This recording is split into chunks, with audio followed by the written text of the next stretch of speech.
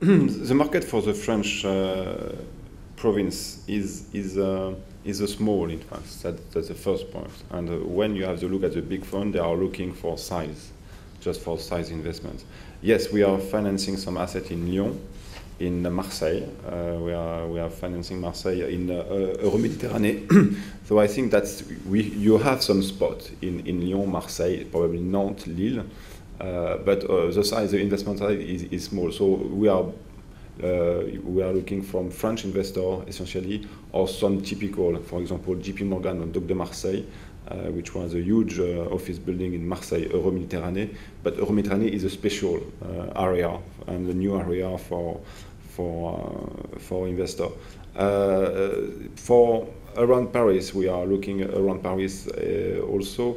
But for example, I come back to Olivier on La Défense, and on La Défense, it is also an opportunistic deal for example, Perella. Perella bought the tower IAG Tower 1 year ago. They have a credit vendor, so they pay the price 1 year later, and they are putting the building on the market with full refurbishment, but they decide to go to the strategy at low cost price. So new building, it was a tower of 1970, something like that, but new building, low cost price. So they decide to change the strategy, but the tower is a small tower. It's around 120 million value. So but it is an opportunistic deal.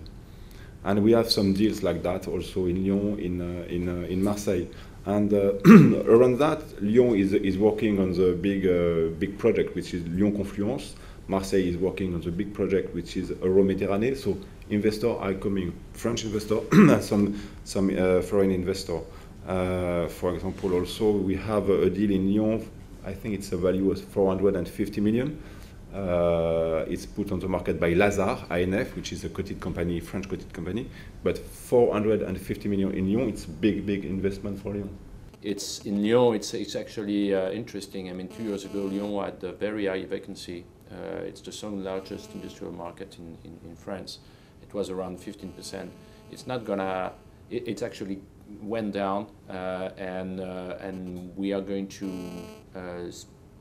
close this year at 8% vacancy in Lyon. And if I take out all the Class B, Class C buildings, it's going to be around 4 or 5%.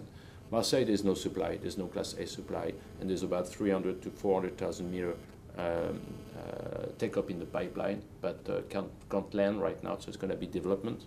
Lille, there's no supply.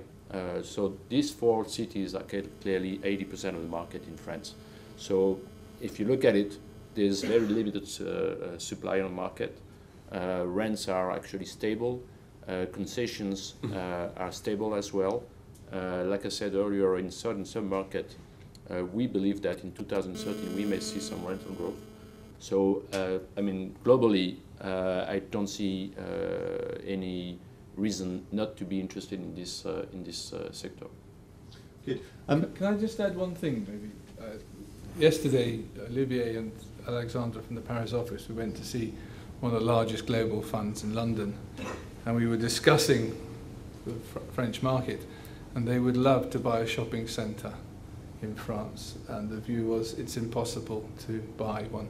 So if anybody in the room has a shopping centre in France that they would like to sell, that's for the price is after we've established the principle. But that is an example of the international investors that would like to get into the shopping centre market in France, but they find it at the moment impossible because I don't think there's any liquidity.